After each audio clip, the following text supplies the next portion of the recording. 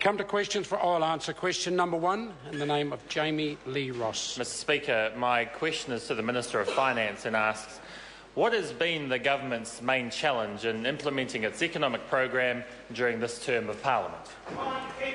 Honourable Bill English. Speaker, it's my pleasure to answer my 389th primary question in this parliamentary session with one of my 10 answers.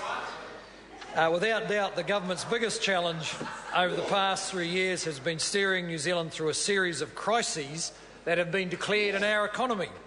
We have apparently had a manufacturing crisis, a regional crisis, a jobs crisis, a migration crisis, a current account crisis, and just this week, the declaration of an export crisis.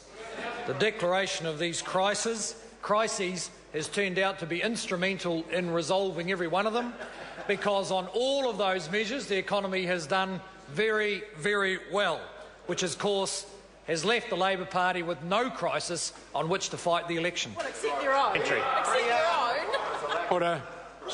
Order. Supplementary question, Jamie Lee Ross. Following a crisis being declared in the manufacturing sector and another in the regions, what do the most recent indicators confirm about the performance of manufacturing companies and regional New Zealand? Mr Speaker, the performance index shows the manufacturing sector has been in expansion mode for 21 consecutive months. From a very low reading in 2008, when it actually was in crisis in 2008.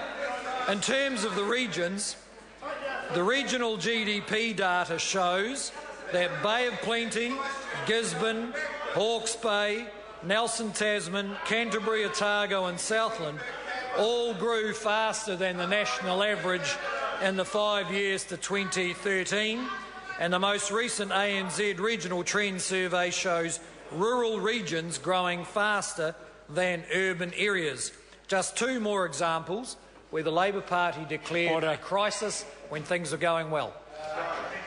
Supplementary question, Jamie Lee Ross. Following a crisis being declared in the jobs market, what progress has been made over this term of Parliament in supporting new jobs, and what impact has this had on the so-called migration crisis?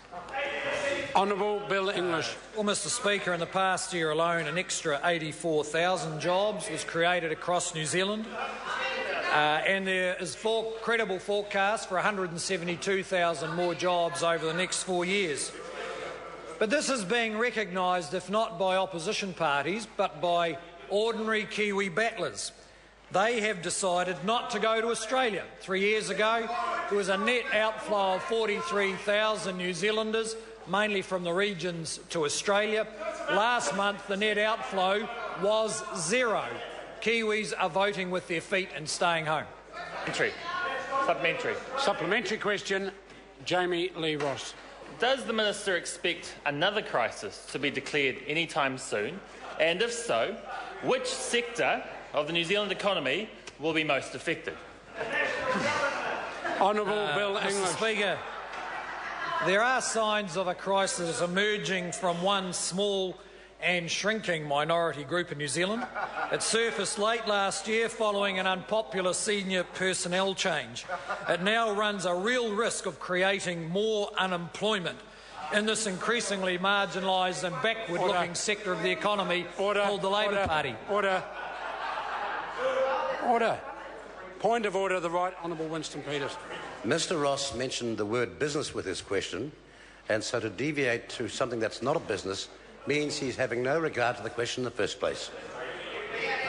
I think the member on this occasion makes a reasonable point. The question's been asked. It's a marginal question, and it's effectively commenting on opposition political issues. The question has now been completed, and unless there's further supplementaries, we will move to question number 2. Honourable David Cunliffe. To the Prime Minister, does he stand by all his statements? Honourable Bill English on behalf